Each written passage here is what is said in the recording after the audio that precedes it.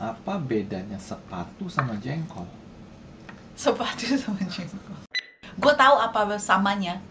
Hah? Gue tahu apa samanya. Apa? Sama-sama bau. Kalau sepatu lo.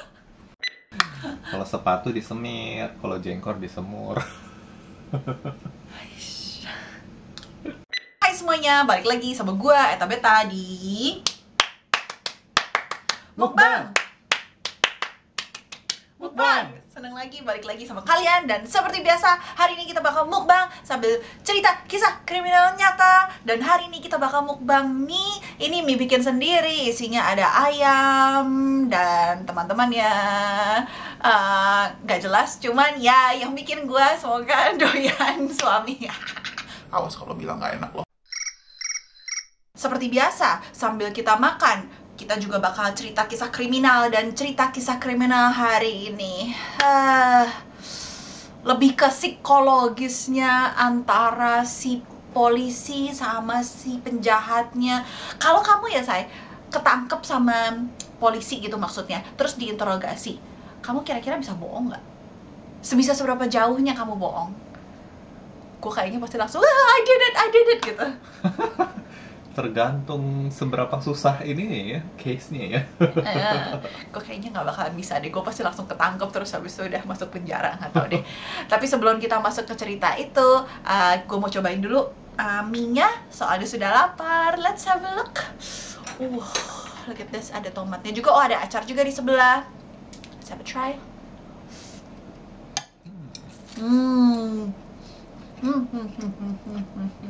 Wow. Harusnya digunting nih. Wow. Wow.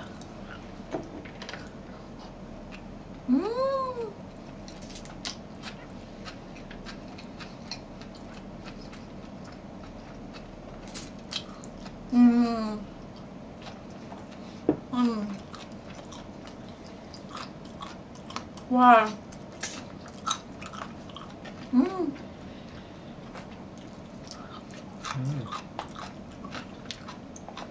Mantap.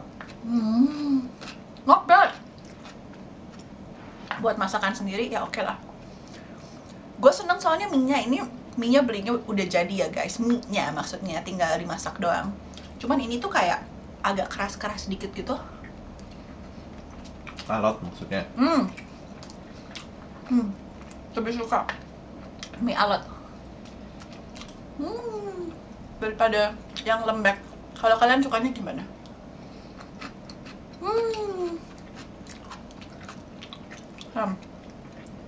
Ada brokolinya juga, ayam. Wow. Susah juga ya pakai sumpit ya.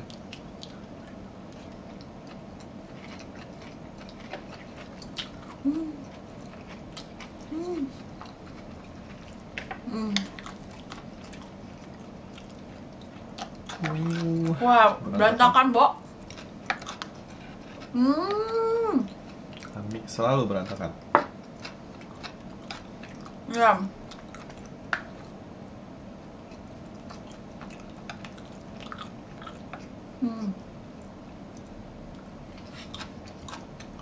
Wow.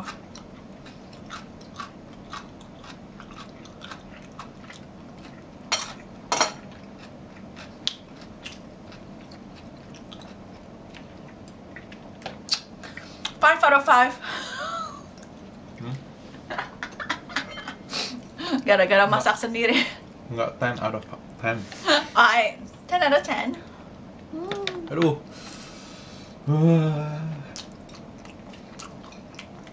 Ini namanya Jatuh skill terus. sayang. Look, nggak berantakan. Wow. Wow. Oke, gue mulai cerita ya. Cerita hari ini terjadi di 2 Agustus 2017 di Jacksonville, Florida. Terjadi kepada seorang gadis muda baru 21 tahun, namanya Savannah Gold. Jadi dia kerja di restoran gitu, jadi pelayan, terus habis itu dia mau pergi ke shiftnya dia. Ini udah sekitar jam 5.30 sore. Jadi dia keluar dari rumahnya, bilang bye-bye sama papa mamanya, masih tinggal sama papi maminya. Terus habis itu dia nyetir sendiri pergi ke restorannya itu. Kok tiba-tiba dia nggak nyampe ke restorannya? Maksudnya si manajernya, supervisornya bilang, oh iya kok dia nggak datang sih gitu loh. Udah jam segini, mestinya shiftnya udah mulai, tapi kok dia nggak datang. Tapi gara-gara malam itu kebetulan nggak terlalu rame gitu loh restorannya. Jadinya si supervisornya ini bilang, palingan dia telat lagi, kalau nggak dia palingan lupa sama shiftnya. Ya udahlah, gue deduct aja gitu, gajinya dia dikurangin aja, terus nggak dilaporin ke siapa-siapa. Jadi pada mulai curiga bahwa ada sesuatu yang salah dengan si Savannah ini pada saat papinya sama maminya terima SMS dari nomor teleponnya si Savannah. Terus habis itu bilangnya kayak gini, papi mami jangan khawatir, gue ketemu sama cowok hebat sekali dan gue akan kabur sama dia. Ya udah, gue cuma mau kabur aja pokoknya gitu, bye bye gitu. Terus tiba-tiba brothernya dia juga dapat SMS yang sama gitu loh, terus bilang, iya gue ketemu sama cowok, gue bakal kabur, bye bye gitu. Tapi maminya bilang semuanya ini aneh banget gitu loh. Soalnya si Savannah baru aja keluar dari rumah dan kelihatannya dia happy dan dia, oh ya gue mau bekerja di shift gue gitu loh. Dan nggak bawa apa-apa, dia nggak bawa baju ganti, nggak bawa apa, pokoknya ya udah kelihatan cuman kayak mau pergi sementara ke tempat kerja, nanti juga balik lagi. Terus habis itu semua SMS-nya ini semuanya tulisannya tuh ada yang salah gitu loh. Misalnya nulis aku tapi tulisannya AUK gitu. Pokoknya banyak yang salah gitu, kayak buru-buru dan bahasanya bukan bahasanya si Savannah, kayak ditulis sama orang lain. Si papi maminya langsung dong telepon si restoran tempat dia kerja, tanya di mana nih si Savannah. Terus habis itu supervisornya bilang, dia nggak datang. Terus gue pikir dia cuma nggak datang aja gitu loh. Wah gila, langsung heboh dong semuanya. Oh ini kemana nih anaknya gitu loh, takut. Terus habis itu ada yang laporin bahwa mobilnya dia ada di parkiran deket tempat restoran ini. Jadi langsung dilihat mobilnya itu dalam kondisi bannya udah dikempesin sama orang. Terus habis itu dilihat dalamnya, oh HP-nya dia hilang, tapi semua barang berharga yang ada di dalam mobil itu masih di dalam mobil itu. Driver's license-nya dia, SIM-nya dia, semua masih ada, dompetnya masih ada di dalam mobil itu. Tanda tanya besar dong gimana. Langsung ditelepon si polisi, polisi langsung menanggapi dan langsung coba investigasi. Jadi ceritanya dia SMS ini buyar. Dia SMS ini ya di hari yang sama. Maksudnya benar-benar malam yang sama gitu, karena shift yang sama gitu. Tiba-tiba bilang minta izin, ya kabur lah intinya. Aduh berantakan. Maaf.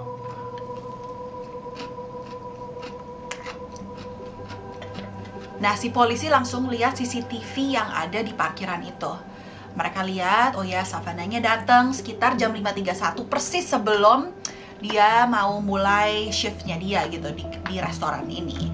Jadi ada mobilnya dia, terus dia keluar dari mobil, terus tiba-tiba kayak ada yang manggil dari mobil lain, ada mobil sedan, warnanya kelihatan kayak silver gold gitulah.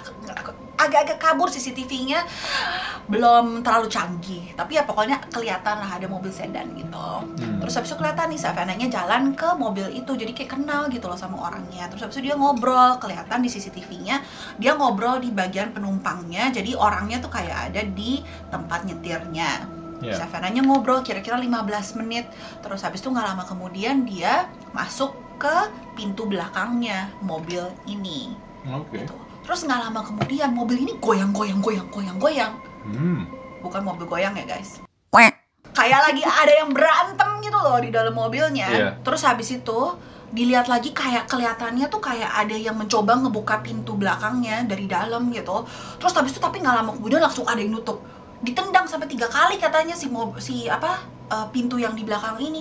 Coba dibuka terus ditutup lagi. Coba dibuka terus ditutup lagi. Terus mobilnya goyang 49 detik mereka hitung. Terus tiba-tiba nothing. Sakit kan?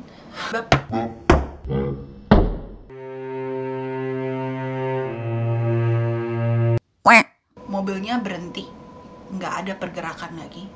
Terus tiba-tiba mereka lihat ada sosok cowok keluar. Again ya guys, ini videonya tuh agak blurry, jadi cuma kelihatan, oh iya kelihatan ini kayak cowok, rambutnya pendek, warnanya coklat rambutnya gitu. Keluar dari mobilnya, masuk ke mobilnya si Savannah kayak ngambil sesuatu. Nah polisi mikir ini kayaknya dia ngambil HP-nya si Savannah.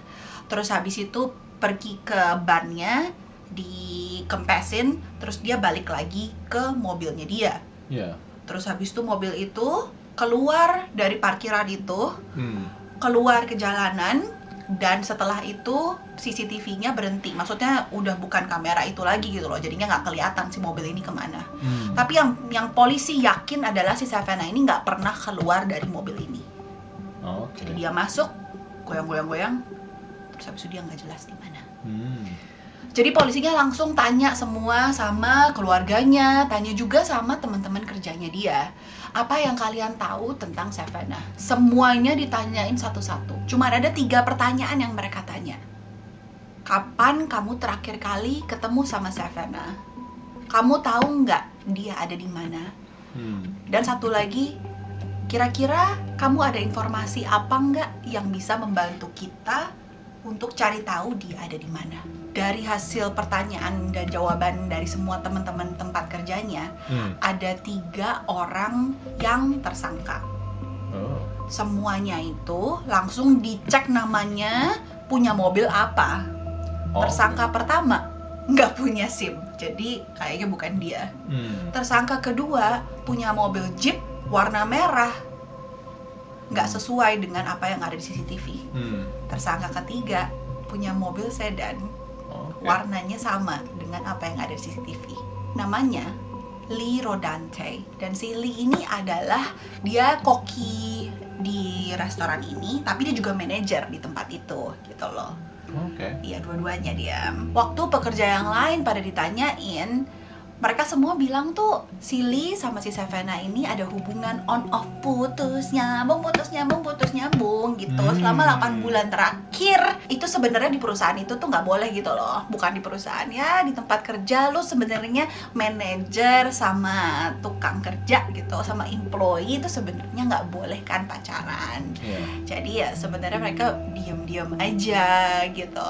Terus waktu itu si Lee emang ditanyain sama si polisi, kapan terakhir kali ketemu sama si Savannah? Terus habis itu dia bilang, oh iya gue ketemu dia terakhir kali 3 minggu yang lalu dan gue nggak tahu dia di mana. Dan si Lee ini memang populer gitu loh, populer di tempat kerja di mana dia tetap naik terus pangkatnya, dan sama cewek-cewek dia juga termasuk populer gitu loh. Jadi maksudnya, well, he's not bad looking lah gitu pokoknya. Nah jadinya polisi udah mulai kayaknya, oke, kayaknya nih orangnya deh, ayo kita bawa dia masuk buat diinterogasi.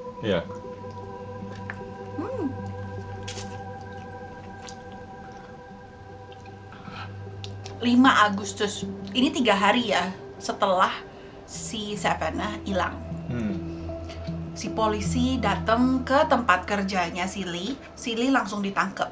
Tapi ditangkapnya bilangnya, oh ya, lu ada surat tilang mobil yang belum beres gitu, jadinya lu harus datang sama kita ke polisi gitu loh, ke kantor polisi. Terus ya udah akhirnya dia, oh ya dia ikut, dia masih pakai baju koki gitu segala, pergi ke kantor polisi. Gitu, dia pikir oh ya ini memang cuman buat surat tilang doang gitu loh, nggak ada hubungannya sama apapun yang terjadi kemarin ini sama si Savannah gitu. Jadinya dia udah dong, dia datang ke kantor polisi dan dia masuk ke ruang interogasinya. Dan ini ada videonya semua guys, jadinya bisa nonton si Lee-nya ini waktu lagi diinterogasi sama detektifnya, dan seru banget pas lu nonton. Anyway, kenapa seru? Kan jadi gue mau cerita, gue langsung duduknya harus yang bener soalnya mau cerita. Si Lee udah masuk ke ruang interogasi, ada kamera di atas. Terus habis itu si Lee dudukan di pojokan gitu, duduk. Terus habis itu sama si polisinya bilang, oh iya tunggu sebentar ya, cuman sebentar doang, lu tunggu aja, nanti ada detektif yang masuk sini.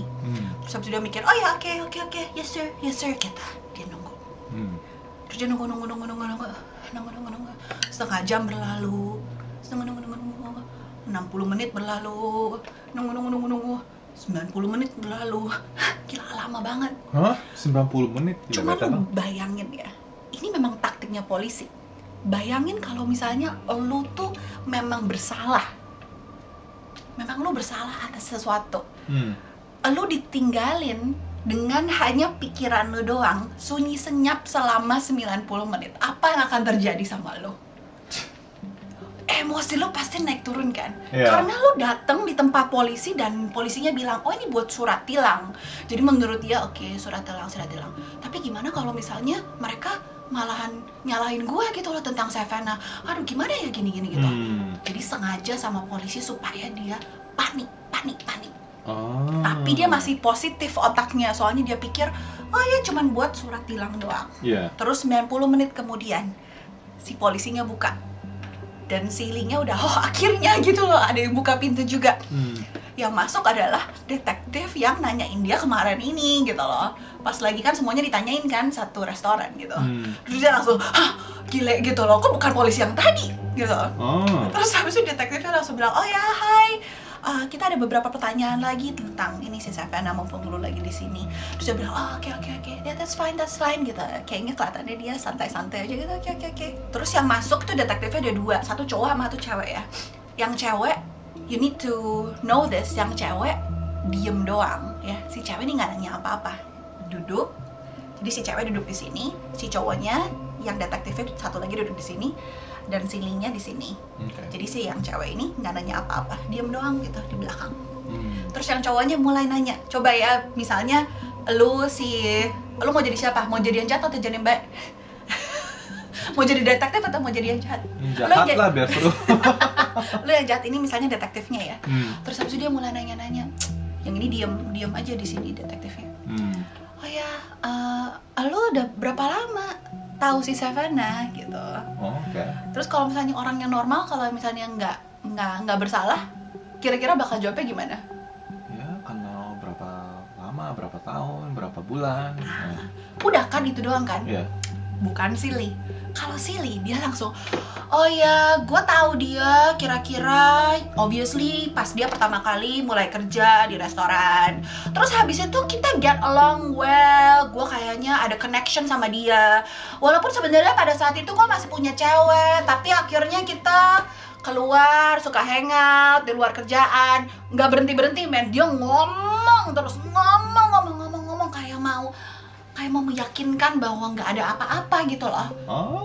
Itu juga satu lagi yang psikologis, yang katanya orang-orang dipergunakan oleh polisi untuk tahu bahwa orangnya ini bersalah atau enggak. Karena ya tadi kalau misalnya orangnya nggak bersalah, pasti jawabnya cuman ya biasa, oh ya gue taunya cuman segini gitu loh. Nggak perlu detail banget. Jadi apa ceritanya ngalor ngidul dan dia membaik-baikkan diri dia, dan dia mulai menjelek-jelekan si Sevena. Jadi setelah dia bilang, oh iya kita hangout, oh tapi si Sevena, aduh habis itu dia mulai ngobat, pakai ini, pakai A, B, C, terus habis itu ngobatnya makin lama makin parah, jadi gue menjauhkan diri dari dia. Ini dari satu pertanyaan di si detektif doang loh. Dia benar-benar jelek-jelekin si Sevena banget gitu loh. Terus habis itu jadi kurus banget, kayaknya kesehatannya nggak bagus. Terus sebulan kemudian gue ketemu dia, terus kayaknya dia mulai sembuh dari dia keterikatan. Itu dia sama obat gitu. Ketergantungan sama obat. Dia kelihatannya mulai sehat. Terus kita mulai hangout lagi. Kita suka nonton film bareng di rumah gua. Bla bla bla bla bla. Pokoknya dia cerita panjang banget. Jadi polisi mulai oke. Alright. Jadinya sih polisi bukan kayak, lu yang bersalah ya, bukan kayak gitu. Jadi mereka tuh cuman kayak ngorek-ngorek informasi doang. Kesannya dia tuh informan gitu loh, supaya dia makin mau lebih banyak ngomong. Terus habis itu kan ditanyain, oh ya terakhir kali lu ketemu sama Sevena kapan? Oh ya, seperti gue bilang di interogasi yang kemarin ini, gue terakhir kali SMS dia sekitar 3 minggu yang lalu. Oh SMS, gimana kalau yang lain? Maksudnya kapan terakhir kali lu ketemu sama dia gitu?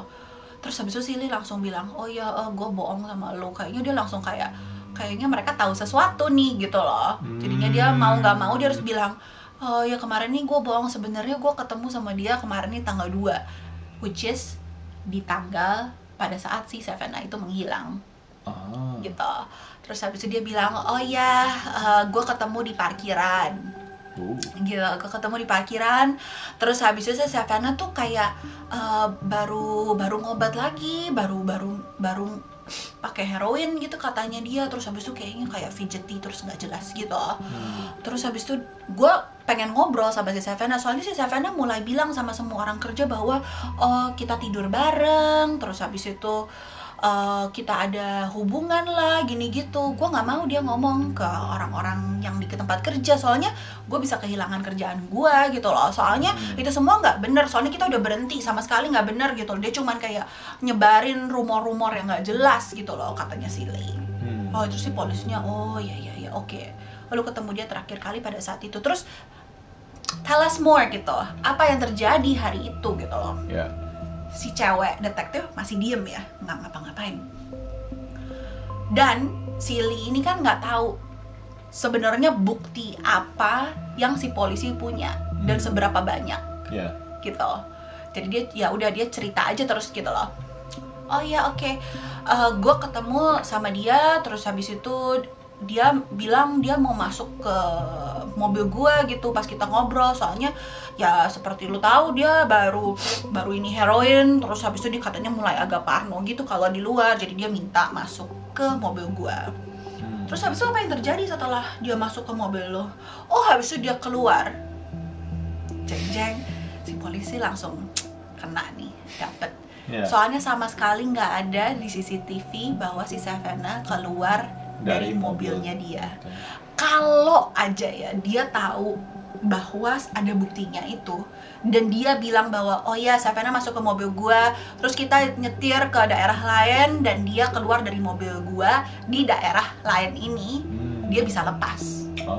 Soalnya nggak ada bukti lagi gitu loh, itu sesuai gitu dengan apa CCTV-nya.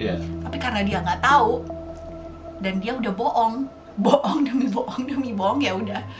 Akhirnya dia bilang oh ya si Savannah keluar dari mobil gue, terus dia pergi sama cowok lain pakai mobil warna hijau gitu katanya dia. Oh oke.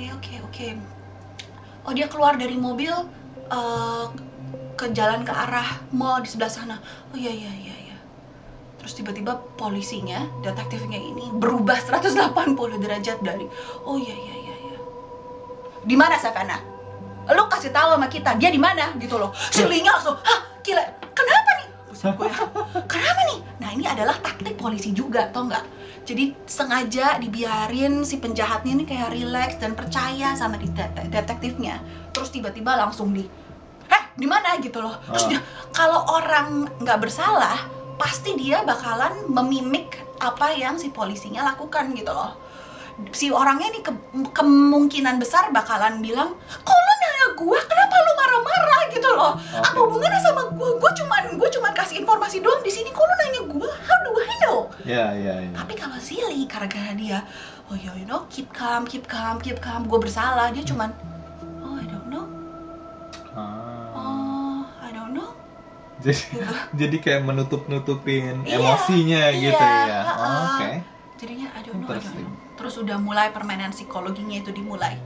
Si detektif cewek langsung nanya, Lee, langsung kayak mau nangis gitu loh. Langsung kayak nangis, dia bilang, Lee, lu kasih tau kita dia di mana? Si Savannah ini ya, dia kan anaknya orang. Gue tahu lu nggak punya anak, tapi lu bayangin, ini tuh anaknya orang. Lu bayangin maminya mikir gimana, papinya mikir gimana. Emosi banget lah pokoknya gitu. Terus habis itu si Lee-nya kan kayak, I don't know gitu. Terus habis itu lu bilang kita punya bukti semua. Terus dia kayak jadi bad cop-nya gitu loh. Si ceweknya ini jadi kayak bad cop-nya. Kita tahu, kita buktinya ada, kita ada CCTV segala, gara-gara dia udah kepergok bilang bahwa dianya keluar. Jadi mereka langsung blak-blakan aja buka, ada CCTV-nya gini segala gitu. Sedangkan detektif yang cowoknya pura-pura baik gitu loh. Jadi, Lee, kita bukannya mau bilang bahwa lu yang bersalah, lu cuman kasih tahu aja, apapun alasannya kita mengerti kok gitu. Dibikin confused gitu, Iya. Wow. Terus habis itu taktik yang mereka gunakan adalah mereka kayak udah janjian gitu. Setiap kali si detektif cowoknya ngomong terlalu banyak, kayak disenggol-senggol gitu kakinya sama si detektif ceweknya. Terus begitu disenggol, terus habis itu si cowoknya langsung mundur, terus habis itu kayak relax gitu. Nggak ngomong lagi, langsung si yang cewek ini kayak yang ngecer gitu. Ngecer ya. Lu kasih tahu gini bla bla bla bla. Interesting. Jadi kepengen nonton footage video interogasinya, men. So interesting.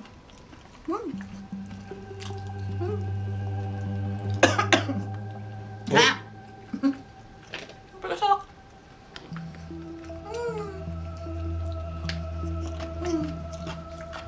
Wow. Udah agak dingin tapi coba kalau tadi waktu panas, wah, luar biasa. Tapi kalau udah dingin tuh kadang-kadang bumbunya udah lebih meresap. Enak, Bo. Wow.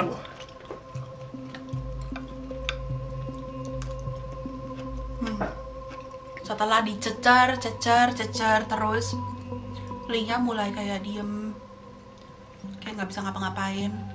Terus videonya di-cut, soalnya nggak boleh ditunjukin ke publik.